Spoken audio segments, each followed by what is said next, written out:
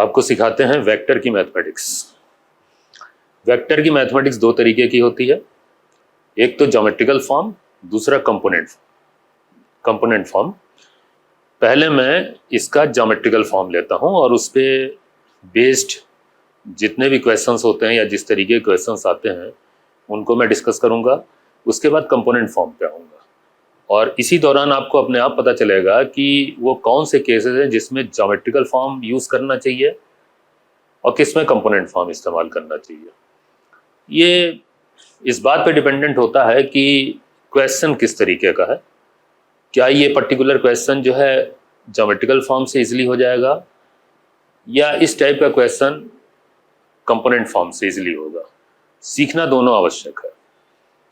तो सबसे पहले ज्योमेट्रिकल फॉर्म शुरू करते हैं। तो ज्योमेट्रिकल फॉर्म शुरू करने से पहले मैं आपको बताता हूं कि वेक्टर को ज्योमेट्रिकली किस तरीके से रिप्रेजेंट किया जाता है। ये सभी जानते हैं कि वेक्टर को एक एरो से रिप्रेजेंट करते हैं। अब वो एरो से क्यों रिप्रेजेंट करते हैं उसका रीजन है। आप जानते हो कि वेक्टर वो क्वांटिटीज होती हैं जिसमें मैग्नीट्यूड और डायरेक्शन दोनों इन्वॉल्व होता है। वेक्टर क्वांटिटी में सिर्फ उसके मैग्नीट्यूड को बोल देने से बात पूरी नहीं होती है जब तक उसकी डायरेक्शन ना बताई जाए। इसीलिए उसे रिप्रेजेंट करने में जो भी आप सिंबल बनाएंगे या नोटेशन बनाएंगे या जो भी ज्योमेट्री बनाएंगे उसमें ज़रूरी है कि मैग्नीट्यूड और डायरेक्शन दोनों का जिक्र हो। अब बात ये आती है कि क्वांटिटी में डायरेक्शन देना क्यों ज़रूरी वेक्टर क्वांटिटी में। भाई बड़ी सिंपल सी बात है, स्पष्ट सी बात है कि अगर मान लें जैसे मैं कहूँ कि एक बॉडी है आपके सामने, उस पर एक फोर्स लगाओ। सपोज फोर्स का वैल्यू भी मैं देता हूँ कि सपोज इस पे 100 न्यूटन का फोर्स आप लगाएं। अब 100 न्यूटन का फोर्स लगाने के लिए सबसे पहले क्वेश्चन ये उठेगा कि उस फोर्स को उस बॉडी पे किस तरफ लगाया जाए।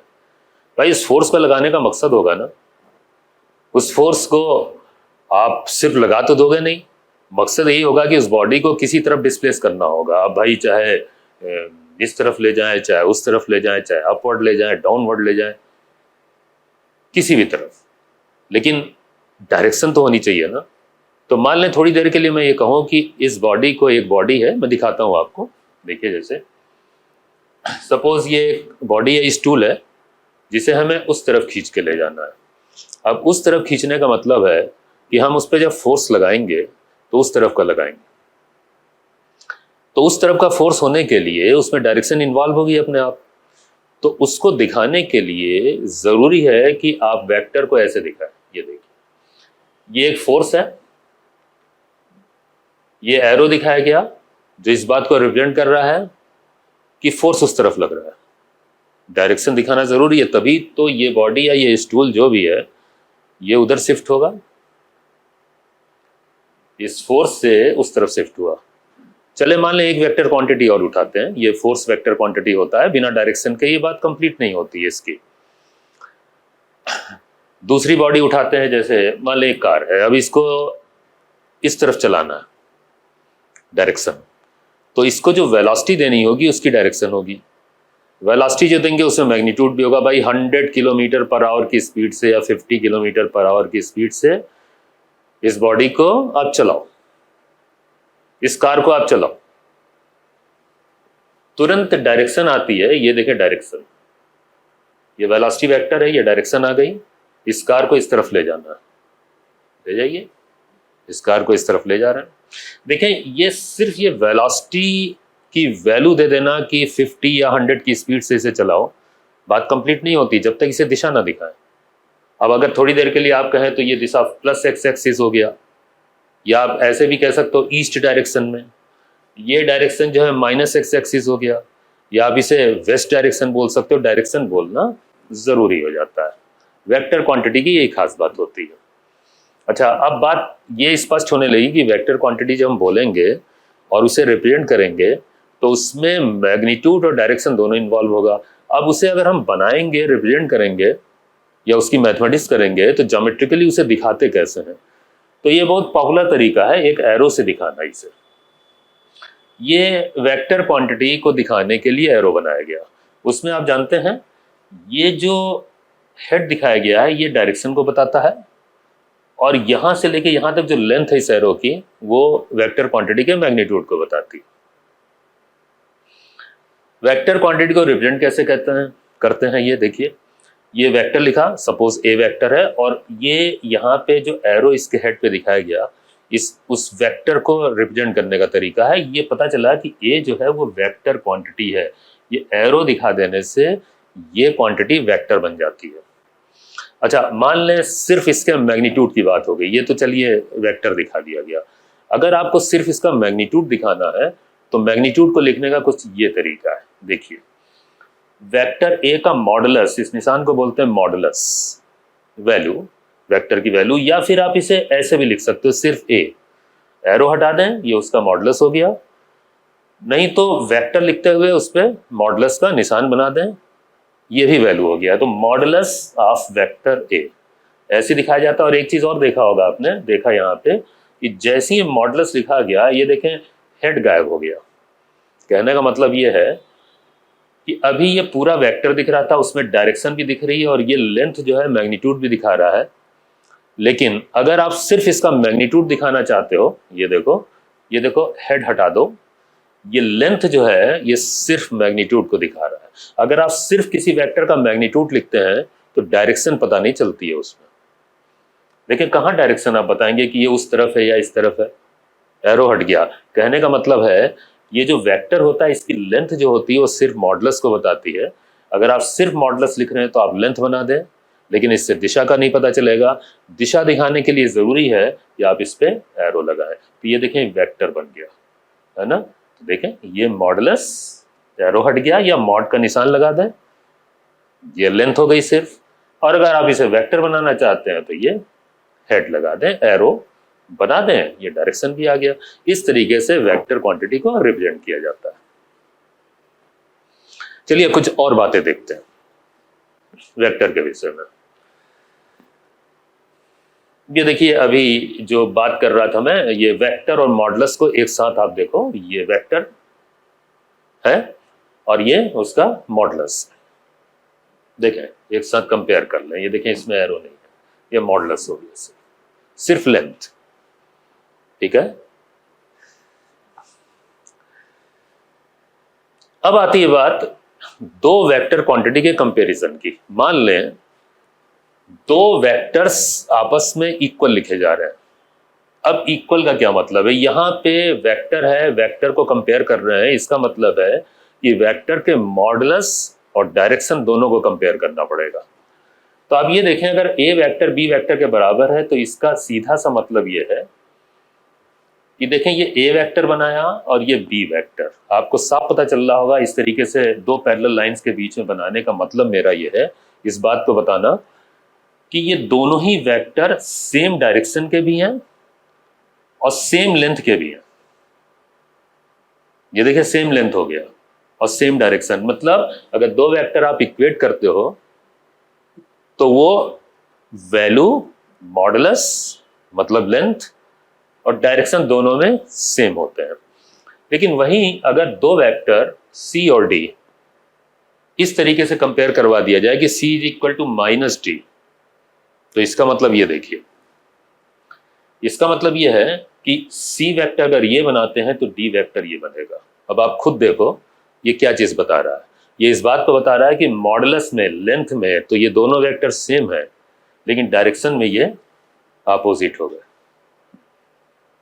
बात स्पष्ट है कि जब कभी दो वेक्टर नेगेटिव साइन से आपस में रिलेट किया जाए, मतलब C is equal to minus D जैसे हो गया, तो इसका ये मतलब होता है कि मैग्नीट्यूड में तो सेम होंगे, लेकिन माइनस साइन शो करता है सिर्फ डायरेक्शन के लिए कि डायरेक्शन में ये अपोजिट हो जाएंगे। इसका मतलब ये हो गया कि वेक्टर के साथ जो ये साइन होता है प्लस या माइनस, ये सिर्फ दिशा से संबंधित होता है वेक्टर के। ये वेक्टर के मॉडुलस को निगेटिव या पॉजिटिव नहीं बनाता। जैसे मान लें मैं कहूँ 10 न्यूटन का फोर्स और वहीं पे फिर बोलता हूँ -10 न्यूटन का फोर्स, ये प्लस और माइनस इस बात को ये नहीं बता रहे हैं कि 10 न्यूटन पॉजिटिव जो है वो 10 न्यूटन निगेटिव से ज्यादा है। ऐसे मत करिएगा कि मैथमेटिक्स में जैसे प्लस और माइनस में कंपैरिजन ऐसे करने लगे आप कि +10 इज ग्रेटर देन -10। ये बात नहीं होती है। यहाँ पे +10 न्यूटन और -10 न्यूटन का मतलब है कि अगर +10 न्यूटन किसी दिशा में लग रहा है, किसी पॉजिटिव डायरेक्शन में, तो -10 न्यूटन उसके अपोजिट डायरेक्शन में होगा। वैल्यू में दोनों सेम है, दोनों का प्रभाव सेम है, बस दिशाएं अपोजिट है। एक पॉजिटिव है तो एक निगेटिव। कहने का मतलब है कि +10 न्यूटन -10 न्यूटन के बराबरी है वैल्यू में, बट डायरेक्शन अपोजिट है। ये नहीं कि +10 न्यूटन ज्यादा इफेक्टिव हो गया, -10 न्यूटन कम इफेक्टिव हो गया, ऐसा मत करिएगा। सीधी सी बात है, फिर स्पष्ट रूप से बोल रहा हूं कि अगर दो वेक्टर माइनस साइन से रिलेट कर दिए जाए एक दूसरे से, तो इसका मतलब सिर्फ उनके डायरेक्शन पे होता है, यानी कि वो डायरेक्शन में अपोजिट होंगे। वैल्यू से कोई मतलब नहीं, वैल्यू में इक्वल होंगे, लेकिन डायरेक्शन में वो अपोजिट, मतलब साइन सिर्फ डायरेक्शन से संबंधित होता है।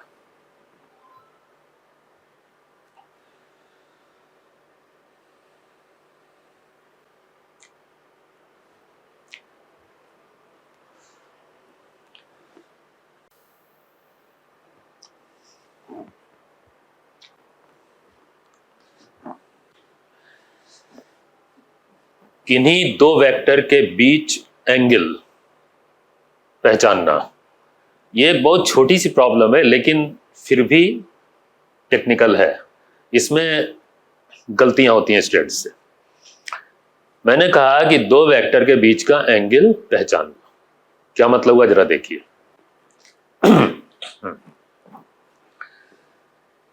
जैसे मान लें दो वेक्टर, एक वेक्टर ए है और एक वेक्टर बी, इन दोनों को आपके सामने रखा गया और इनकी टेल्स कॉन्साइड करा दी गई और इनके बीच का एक एंगल अल्फा दिखा दिया गया। अच्छा, इन्हीं वेक्टर्स को मैं फिर बना रहा हूं, लेकिन इसमें जरा पोजीशन में बदलता हूं इन वेक्टर्स की। कुछ ऐसे मान लीजिए ए वेक्टर बनाया गया, यही वाला वेक्टर है, और दूसरा वेक्टर बी जो है इसके हेड से बना दिया गया। ऐसे भी दे देते हैं। मैथमेटिक्स जो वेक्टर की होती है उसमें ये भी तरीका है देने का, ये भी तरीका है वेक्टर्स को देने का। और यहाँ पे ये वाला एंगल इन दोनों वेक्टर के बीच का इस समय ये वाला जो एंगल दिख रहा है, इसे बना दिया गया बीटा। सपोज ये बीटा है। क्वेश्चन ये उठता है कि अगर इन्हीं वेक्टर्स को जैसे दिखाया जा रहा है और आपसे ये पूछूं मैं कि इन दोनों के बीच का एंगल अल्फा होगा या बीटा। सपोज ये कोई एंगल अल्फा दिया, सपोज 30 डिग्री दिया, ये हो सकता है ये 120 डिग्री दिया हो। तो वेक्टर्स के बीच का एंगल हम ये 30 डिग्री लिखें या 120 डिग्री, या अल्फा लिखें या बीटा लिखें, ये क्वेश्चन अराइज होता है। अब ये पहचान कैसे होती है, ये वास्तव में वेक्टर्स के बीच का एंगल, ट्रू एंगल कब पता चलता है? तो ये जानने के लिए बात ध्यान रखिएगा कि वेक्टर के बीच का ट्रू एंगल तब पता चलता है जब वेक्टर्स की टेल्स कॉन्साइड कराई जाती है। ये देखिएगा, ये दोनों वेक्टर की टेल्स कॉन्साइड कराई गई हैं, ये एंगल ट्रू एंगल है उन वेक्टर्स के बीच का। अगर आपको इस केस में वेक्टर के बीच का एंगल बताना है या पूछा जाता है, तो ये बीटा मत बोल दीजिएगा, क्योंकि अभी मैंने आपको रूल बताया कि जब वेक्टर्स के बीच का, मतलब वेक्टर्स के टेल्स को कॉन्साइड कराते हैं, तो उनके बीच का एंगल ये ट्रू एंगल होता है वेक्टर्स के बीच का। लेकिन अगर हेड और टेल कॉन्साइड कर जाए तो अलर्ट हो जाइएगा। उसमें आपको एक काम करना है, यही सिचुएशन क्रिएट करनी है। मतलब इस वेक्टर ए को आप शिफ्ट करो, जैसे ये देखिए आगे की तरफ, और इसी कंडीशन में ले आओ, मतलब वेक्टर ए और बी की टेल्स कॉन्साइड कराओ। फिर से देखें, ये वेक्टर ए है, इसको आगे शिफ्ट कर दिया गया। ठीक, किसी भी वेक्टर को कहीं भी आप शिफ्ट कर सकते हैं, बस दो बातें मत बदलिएगा। एक तो उसकी डायरेक्शन, देखें जिस डायरेक्शन में था उसी डायरेक्शन में इसे शिफ्ट किया गया है, और दूसरा इसका लेंथ मत बदलिएगा। जैसे मान लीजिए बीटा वेक्टर था, यहां से शिफ्ट करके यहां बना दिया गया, ना तो इसकी डायरेक्शन बदली है, देखें वही पैरेलल है, और ना ही इसकी लेंथ बदली है। तो ऐसे केस में वेक्टर पे इफेक्ट नहीं आता। अगर आप इसके मैग्नीट्यूड को बदल देंगे, छोटा या बड़ा कर देंगे, या डायरेक्शन को ऐसे घुमा दिया, तो वेक्टर बदल जाएगा। तो ये जब मैथमेटिक्स ऐसे करते हैं शिफ्ट करने की बात, तो उसमें ये ध्यान रखा जाता है हमेशा पैरेलल शिफ्ट करिएगा। और दूसरी बात, उसका लेंथ मत बदलिएगा, ठीक, फिर सेफ है, आप शिफ्ट कर सकते हैं वेक्टर्स को।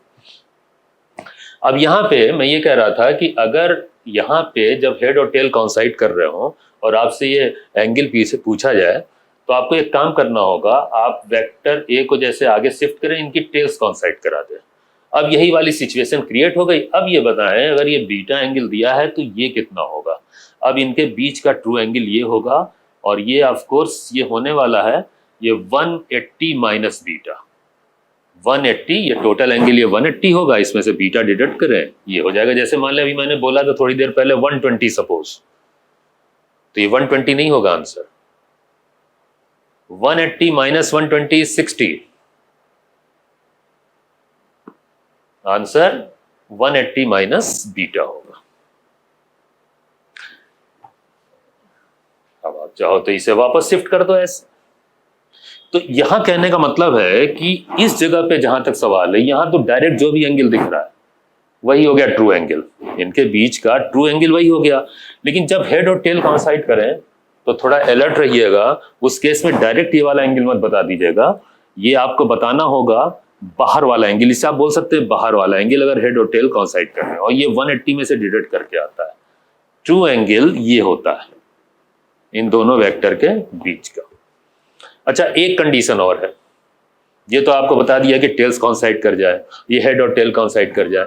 एक कंडीशन और दिखाता हूं मैं, ये देखें, फिर से रिकॉल कर लें, टेल और टेल कॉन्साइड करने का केस है, ये हेड और टेल कॉन्साइड करने का केस है।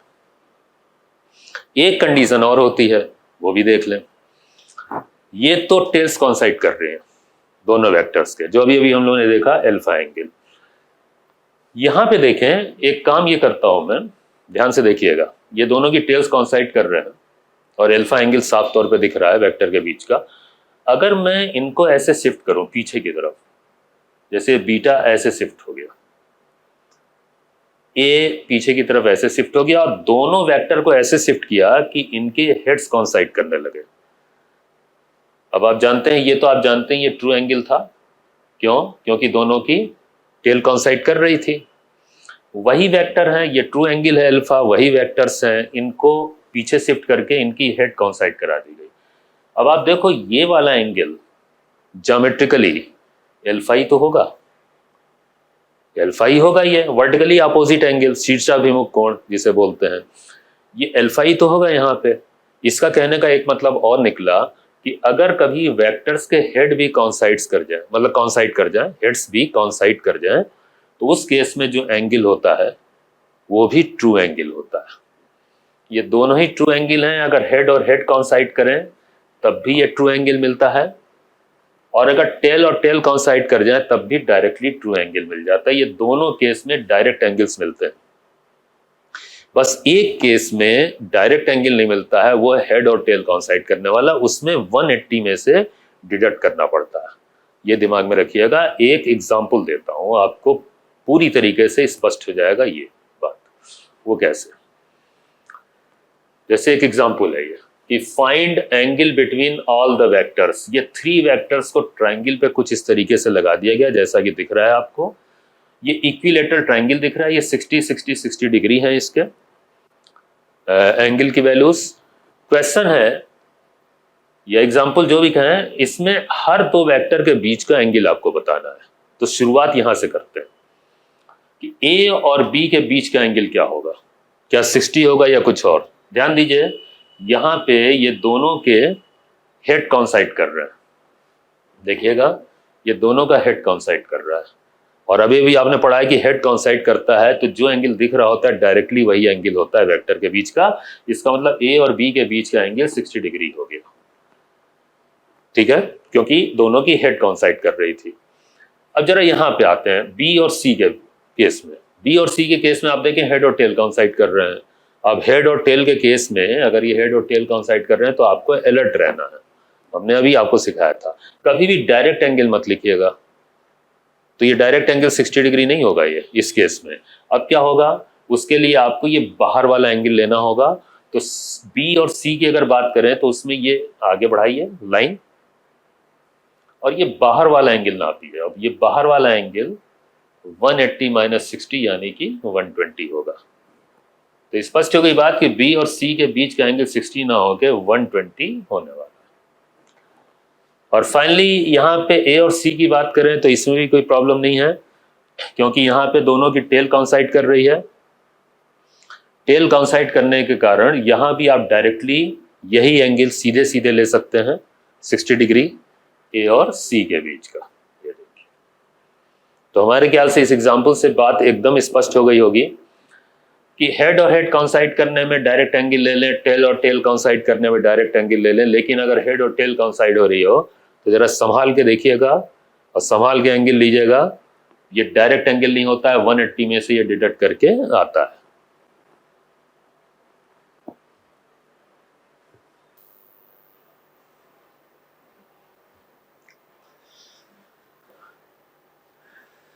अब मैं आपको सिखाता हूं parallelogram method of addition and subtraction. Vector का एडिशन और सब्ट्रैक्शन पैरेललोग्राम मेथड से, ये मैं आपको सिखाने जा रहा हूं। चले पहले देखते हैं कि ये पैरेललोग्राम मेथड होता क्या है। आइए देखते हैं। देखिए, एक बात ये जानने की जरूरत है कि ये जो पैरेललोग्राम मेथड है इससे वेक्टर का एडिशन कैसे हो जाता है, आखिर इसके पीछे लॉजिक क्या है, क्यों वेक्टर मैथमेटिक्स में एडिशन के लिए हमें पैरेललोग्राम का इस्तेमाल करना पड़ता है। उसका रीजन ये है कि जैसे मान लें ये एक बॉडी है, इस पे एक फोर्स लगाया गया।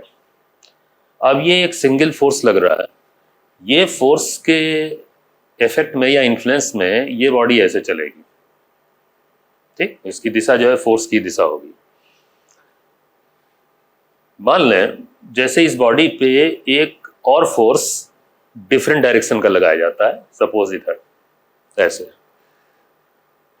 अब आप ये देखो कि अगर वही बॉडी इस फोर्स के इन्फ्लुएंस में चलेगी तो उसकी दिशा इस फोर्स की होगी, मतलब डिस्प्लेसमेंट उसका इस फोर्स की डायरेक्शन में होगा, इसका इफेक्ट इस फोर्स की डायरेक्शन में होगा, ऐसे, है ना। तो एक फोर्स आपने देखा कि उसे इस बॉडी को इस तरफ ले जा रहा था, मतलब जैसे हॉरिजॉन्टली, और इसी बॉडी पे जब दूसरा फोर्स लगाया गया उसकी दिशा बदली तो अपनी डायरेक्शन में ले गया, इंक्लाइंड।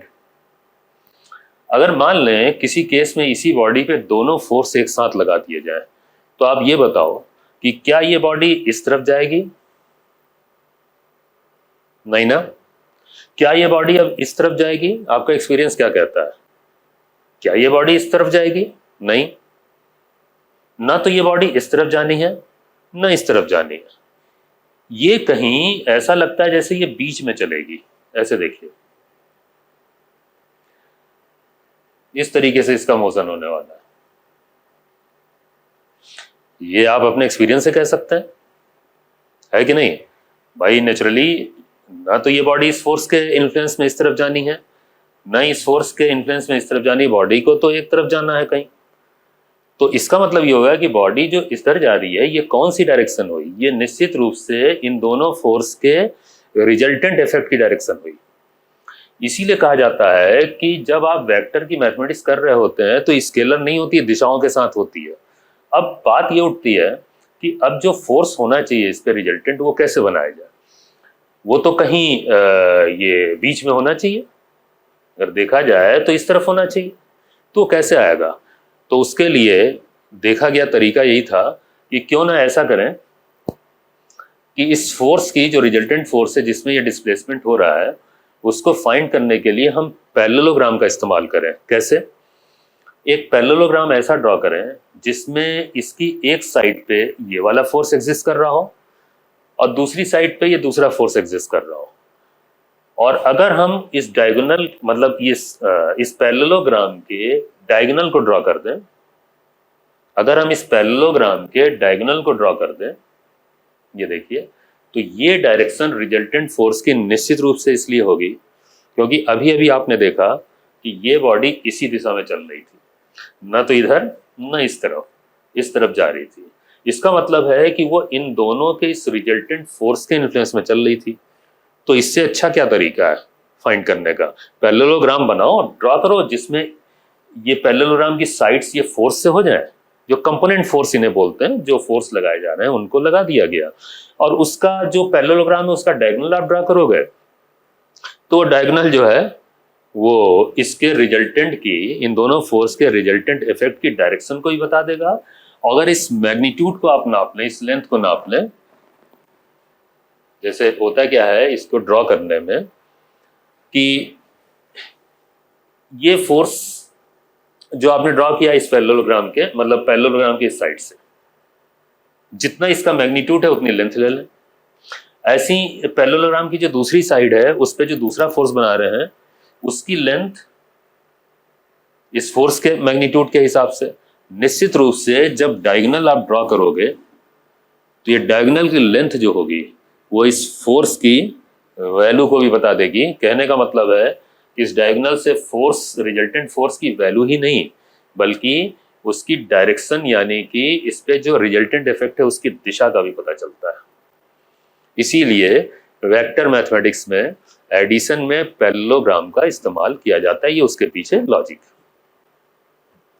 तो इसका मतलब ये हो गया कि अगर हमें रिजल्टेंट फाइंड करना है तो एक बात तय हो गई, हमें इस पैरेललोग्राम की प्रॉपर्टीज की जानकारी होनी चाहिए। कहने का मतलब यह है कि जब भी कभी दो वेक्टर को हम ऐड करेंगे तो हमें पैरेललोग्राम की रिक्वायरमेंट होगी, क्योंकि भाई हमें ये मालूम होना चाहिए कि पैरेललोग्राम के डायगोनल की लेंथ कैसे निकाली जाए। अब ये जो पिछली क्लासेस थी, छोटी क्लासेस थी, एर्थ है, एर्थ 9th 10th में कभी आपने पढ़ा होगा कि एक पैरेललोग्राम की डायगोनल की लेंथ कैसे निकालते हैं, उसकी दिशा कैसे निकालते हैं, उसी को रिपीट कर रहा हूं मैं। तो पहले मैं इंट्रोड्यूस करता हूं पैरेललोग्राम को, और उसमें साइड्स की अगर वैल्यू मालूम हो, एंगल मालूम हो, तो कैसे पैरेललोग्राम के डायगोनल को हम फाइंड करते हैं। ये मैथमेटिक्स जान लें, इसी मैथमेटिक्स का, इसी ज्योमेट्री का इस्तेमाल, यानी कि पैरेललोग्राम की ज्योमेट्री का इस्तेमाल ही किया जाता है वेक्टर में एडिशन और सब्ट्रैक्शन के लिए। अभी आप एडिशन देख रहे हैं, सब्ट्रैक्शन भी अभी दिखाता हूं मैं आपको कैसे होता है। ठीक है, चलिए तो मैं पैरेललोग्राम की ज्योमेट्री को इंट्रोड्यूस करता हूं यहां। देखिए ये एक पैरेललोग्राम है, अब मान लें उनकी साइड्स को वैल्यू दी जा रही है ए और बी। ये ए वैल्यू का साइड है, ये बी वैल्यू का है। अगर आप इसके डायगोनल्स को देखेंगे तो पैरेललोग्राम के दो डायगोनल्स होते हैं। ये देखिए ये एंगल आ रहा है, पैरेललोग्राम के साइड्स के बीच का ये एंगल, ठीक, ये एंगल भी गिवन होगा।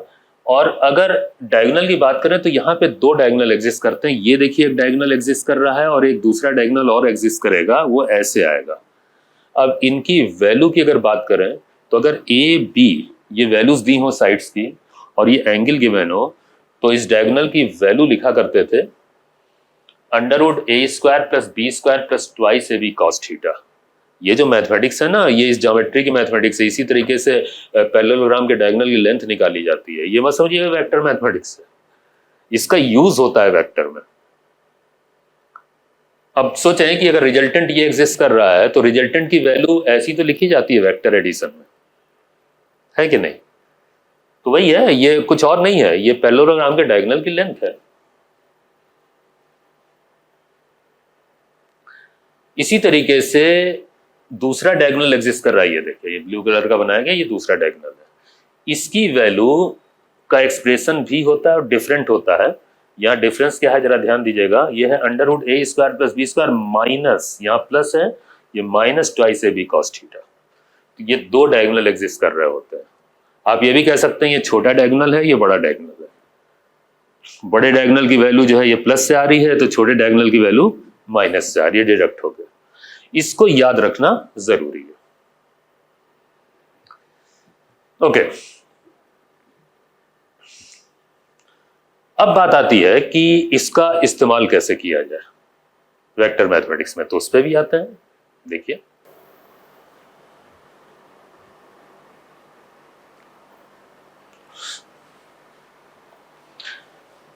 आइए अब आपको सिखाते हैं कि वो जो पैरेललोग्राम हम लोगों ने पढ़ा था उसका इस्तेमाल वेक्टर एडिशन और सब्ट्रैक्शन में कैसे हो। देखिए बहुत इजी है, तो वो देखें कैसे यूज होता है। तो मान लें हमें दो वेक्टर ए और बी गिवन है और उनको ऐड करना है, तो ड्रॉ करना ऐसे शुरू कीजिए।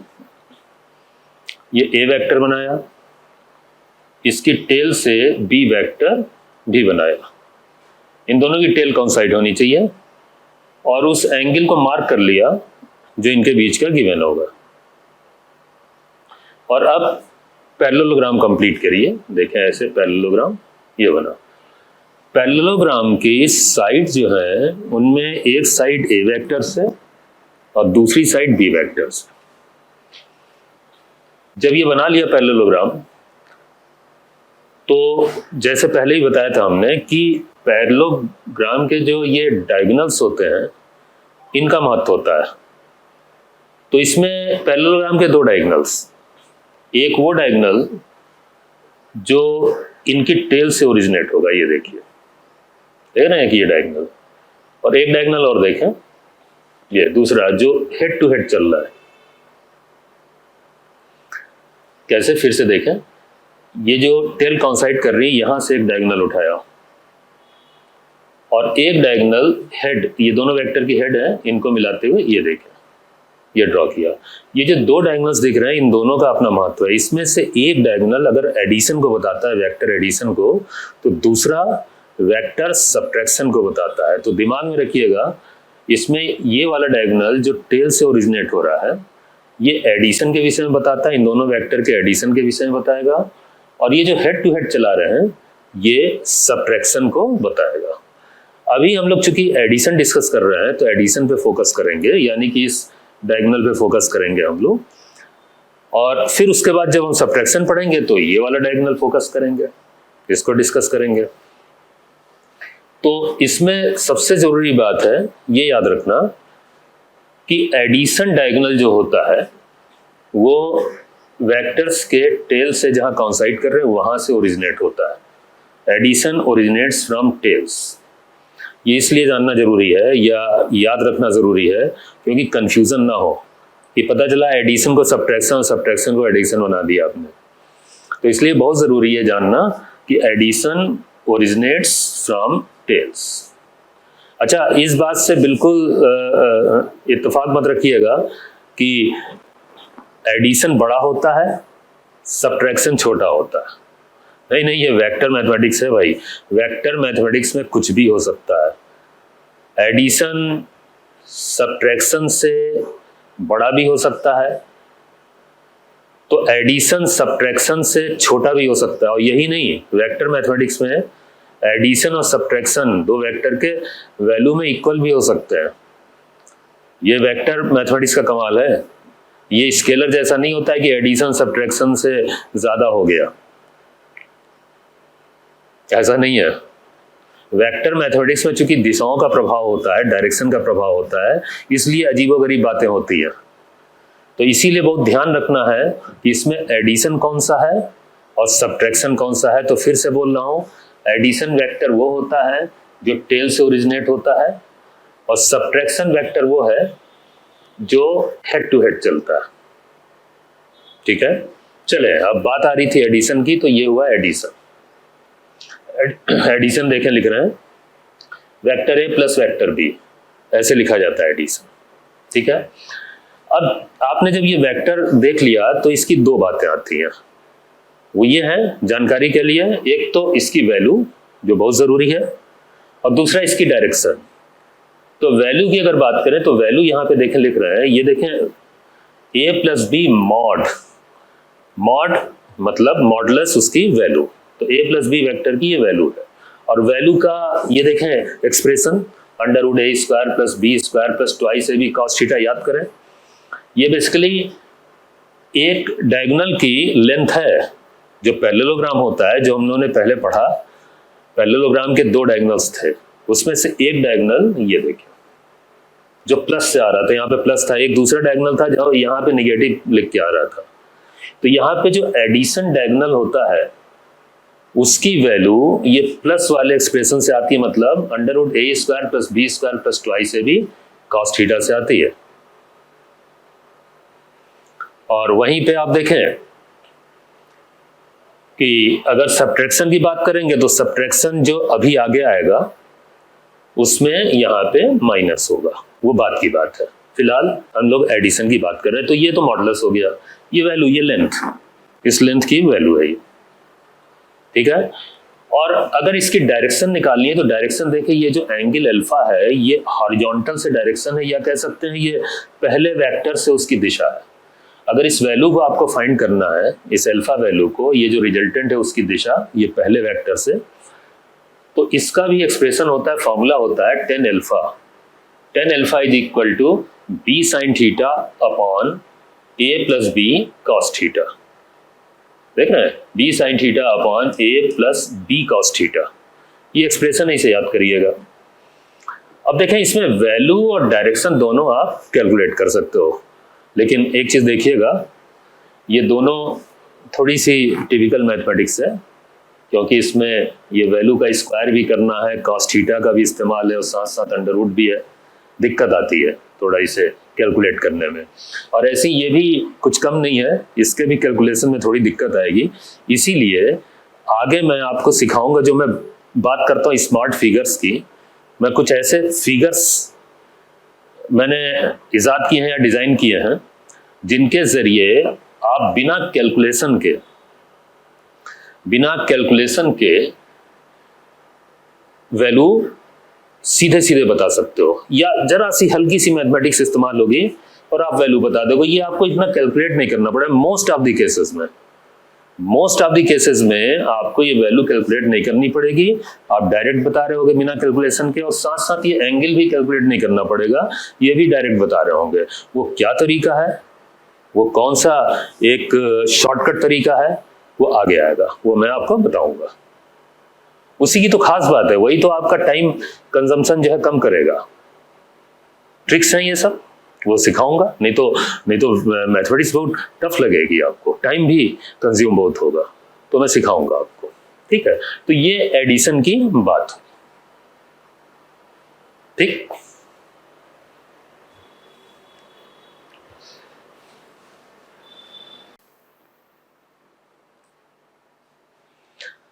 तो अभी अभी आपने वेक्टर एडिशन पढ़ा।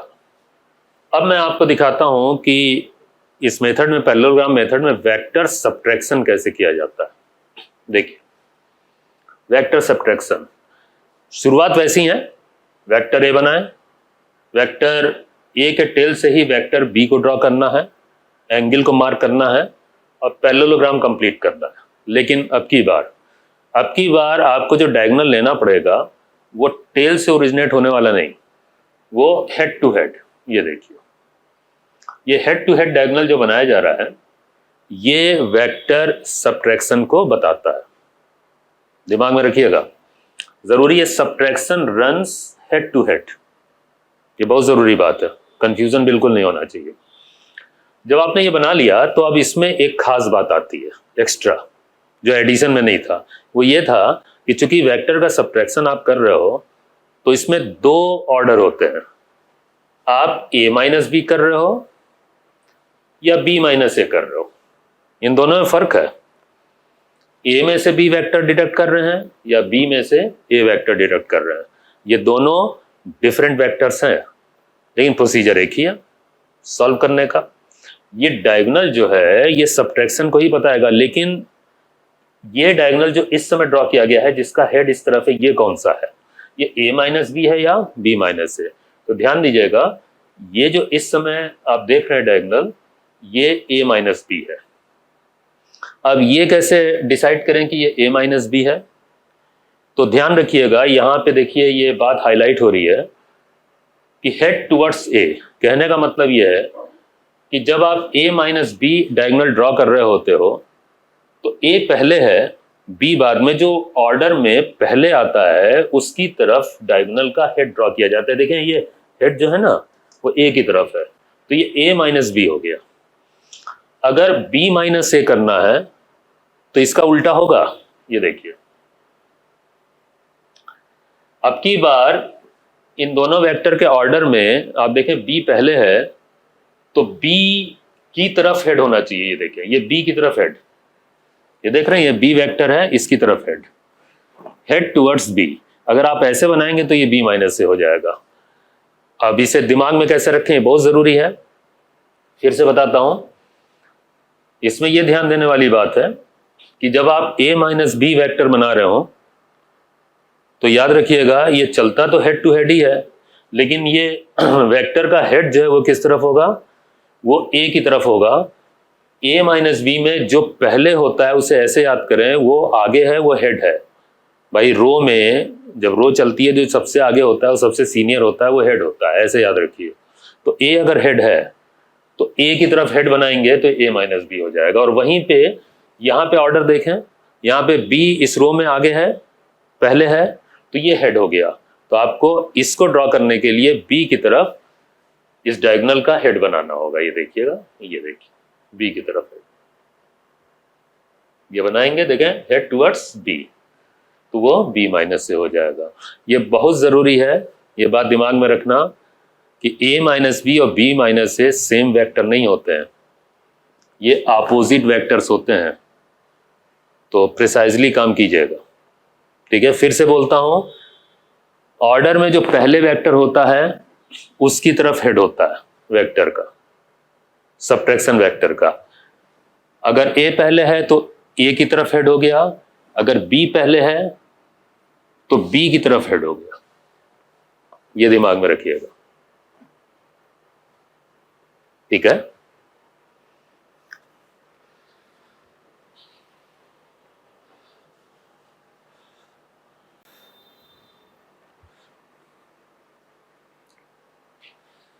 अब आपको सबट्रैक्शन से संबंधित कुछ और विशेष बातें बताता हूं। वो ये है कि अभी आपने देखा कि सबट्रैक्शन वेक्टर दो तरीके के, जरा उनको कंपैरिजन में लाते हैं, a माइनस बी वैक्टर और b माइनस ए वैक्टर। चले देखें, यहां पे ये एक डायगोनल ड्रॉ किया हमने, लेकिन ध्यान दीजिएगा इसमें एरो नहीं बनाया गया है। एरो ना बनाने का मतलब है कि ये डायगोनल जो भी सबट्रैक्शन डायगोनल है उसकी ये वैल्यू है, उस वेक्टर की ये वैल्यू है, मॉडुलस। अच्छा ये देखें, ये a माइनस बी हम लोगों ने बनाया था, अगर आपको ध्यान हो, ये अभी a माइनस बी, लेकिन अभी आप नहीं बता सकते जब तक उसमें हेड ना लगा दें तब तक कि ये a माइनस बी या b माइनस ए है। ऐसे ही एक और ड्रॉ कर रहे हैं, देखें लाइन, ये भी डायगोनल है जो बेसिकली b माइनस ए बनाया गया था, लेकिन अभी एरो ना बनाने से ये a माइनस बी या b माइनस ए डिसाइड नहीं होता। लेकिन एक चीज डिसाइड हो जाती है, वो ये है कि ये जो भी हो, a माइनस बी हो या b माइनस, ये वैल्यू में बराबर है। देख रहे हैं, ये बेसिकली मॉडुलस दिखाने के लिए किया जा रहा है। एरो ना लगाने का मतलब है कि लेंथ दिखाई जा रही है और लेंथ वाइज ये दोनों सेम है। कहने का मतलब है कि ये दोनों वेक्टर एक जगह समान होते हैं और वो है इनकी value. a minus B mod is equal to b minus A mod आप लिख सकते हो, मॉडुलस है ना, आप लिख सकते हैं ये दोनों वैल्यू में बराबर होंगे। और इनकी वैल्यू क्या होगी, अगर इनकी वैल्यू आप निकालते हैं तो याद करें, ये पैरेललोग्राम का दूसरा वाला डायगोनल है जो माइनस से लिखा जाता था, under root A square plus B square minus twice A B cos theta, ये दूसरा वाला डायगोनल है। तो ये दूसरे वाले डायगोनल के लेंथ से आप इस मॉडुलस को बता सकते हो, चाहे वो a माइनस बी हो चाहे वो b माइनस ए हो, ये वैल्यू में सेम है, ठीक है। अब एक चीज और आती है, वो ये है कि अगर मान लें इनमें मैं हेड बना दूं इनका एरो, तो देखिए जैसे यहाँ पे अभी मॉडुलस वाइज तो ये दोनों सेम है, लेंथ वाइज तो दोनों सेम है, लेकिन जैसे ये देखिए हेड बना दिया मैंने, ये a माइनस बी हो गया और ये b माइनस ए हो गया, ठीक। ये देखिए इसका हेड a की तरफ है तो ये a माइनस बी हो गया, इसका हेड, इस वाले डायगोनल का हेड जो है b की तरफ है तो ये b माइनस ए हो गया। अब आप देखिए क्या ये दोनों वेक्टर समान हैं? बिल्कुल नहीं, ये डायरेक्शन में अपोजिट हैं। इसलिए जहां तक वेक्टर का सवाल है उसमें आप कभी भी a माइनस बी और b माइनस ए को इक्वल मत लिखिएगा, ये है नॉट इक्वल टू, ये इक्वलिटी का निशान नहीं है। a minus b is not equal to b minus a, ये दोनों इक्वल नहीं होंगे। क्यों? क्योंकि चाहे ये वैल्यू में समान हो लेकिन डायरेक्शन में ये अपोजिट है। ये डायरेक्शन में अपोजिट है, इसलिए ये समान नहीं होंगे। तो ध्यान रखिएगा, कभी एग्जामिनर जो है क्वेश्चन में ऑप्शंस में दे देता है कि इसमें कौन सा करेक्ट है कौन सा इनकरेक्ट है, तो उसमें ये ध्यान देने वाली बात है कि जब मॉडुलस में ये लिखा जाए तब तो आप इक्वल कर सकते हैं इन दोनों को वैल्यू में, मॉडुलस का निशान है ये। और अगर ये ब्रैकेट लगा हुआ है, ये मॉडुलस नहीं है, अगर ये वेक्टर में लिखा जाएगा तो इक्वल नहीं होंगे, तो विशेष ध्यान दीजिएगा ये, ठीक है।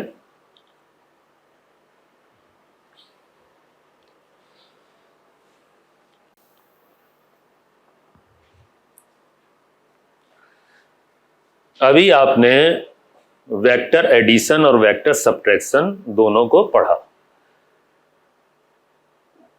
पैरेललोग्राम मेथड में वेक्टर एडिशन और वेक्टर सब्ट्रैक्शन की पहचान, पैरेललोग्राम के दो डायगोनल होते हैं, उसमें से एक डायगोनल वो जो टेल से ओरिजिनेट होता है वो तो एडिशन हो गया, और वो डायगोनल जो हेड टू हेड चलता है वो सब्ट्रैक्शन हो गया।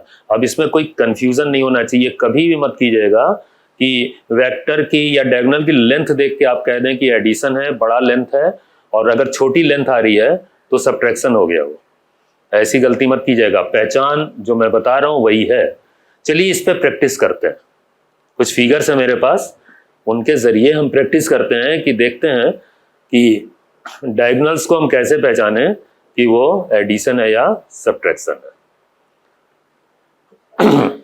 देखें,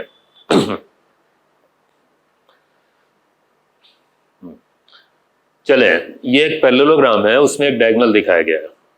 क्या आप बता सकते हैं एडिशन या सब्ट्रैक्शन?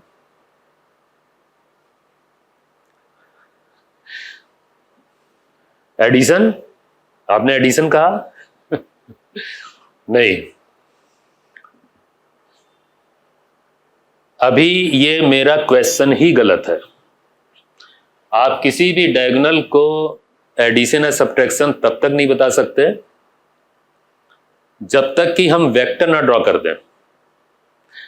इसमें कोई वेक्टर है ही नहीं, जब वेक्टर नहीं ड्रॉ किया गया है तो आप एडिशन सब्ट्रैक्शन कैसे बता सकते हैं? तो ये गलती मत कीजिएगा, सिर्फ लेंथ देखिए और कह दिया बड़ी लेंथ है ये एडिशन हो गया, ये गलती नहीं होनी चाहिए।